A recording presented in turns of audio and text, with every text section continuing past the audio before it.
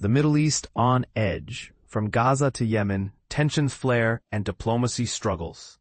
The world's attention is riveted on the Middle East as a series of dramatic events unfold, each with far-reaching implications. But here's where it gets controversial. While some see these developments as steps toward peace, others view them as dangerous escalations. Let's dive into the latest updates, where every move seems to spark both hope and controversy. Mahmoud Abbas addresses the UNGA, a plea for peace or empty promises. Palestinian President Mahmoud Abbas took the stage at the United Nations General Assembly, UNGA, reiterating his vision for a modern civilian state, free of violence and extremism. And this is the part most people miss. While his words sound conciliatory, the reality on the ground remains fraught with tension. The Palestinian Authority's limited control over its borders and international relations raises questions about the feasibility of his vision. Could this be a turning point, or just another chapter in a long-standing stalemate? What do you think? Is Abbas's approach realistic, or is it time for a bolder strategy? Trump's Gaza talks, progress or political posturing?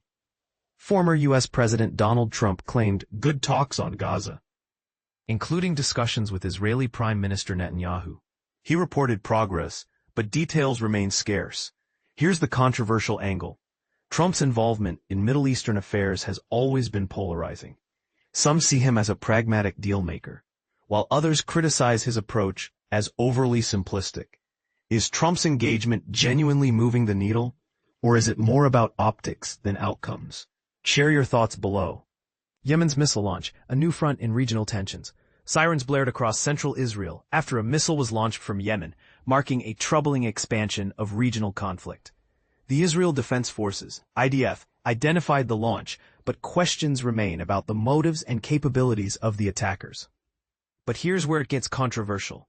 Some analysts argue that this could be a proxy move by Iran, further complicating an already volatile situation. Is this a one-off incident, or the beginning of a dangerous new phase?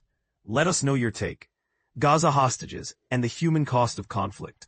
The plight of the remaining 48 hostages in Gaza continues to weigh heavily on the region. Since Hamas's massive attack on October 7th, which left over 1,200 Israelis and foreign nationals dead, the issue of hostages has become a painful reminder of the conflict's human cost. And this is the part most people miss. While diplomatic efforts focus on broader peace deals, the families of the hostages are living in agony. Should their release be prioritized above all else, or is it just one piece of a larger puzzle? Weigh in with your perspective. Israel's naval blockade, sinking ships or saving lives.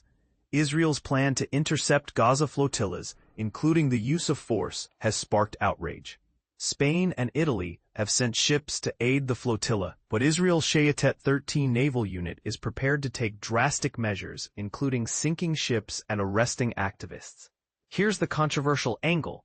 While Israel argues this is necessary to prevent weapons smuggling, critics see it as a violation of international humanitarian law.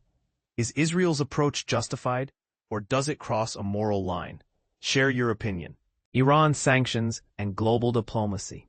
The UN Security Council is set to vote on delaying the return of Iran sanctions, a move that could have significant implications for regional stability. But here's where it gets controversial. Some argue that easing sanctions could embolden Iran, while others believe it's a necessary step toward de-escalation.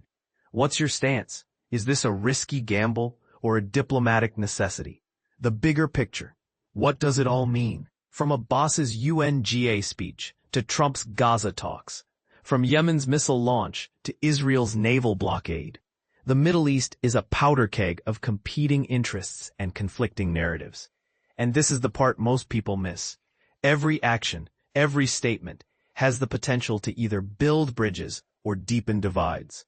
As we navigate these complex issues, one question remains. Can diplomacy prevail, or are we headed for further conflict? Let's keep the conversation going. What's your take on the path forward?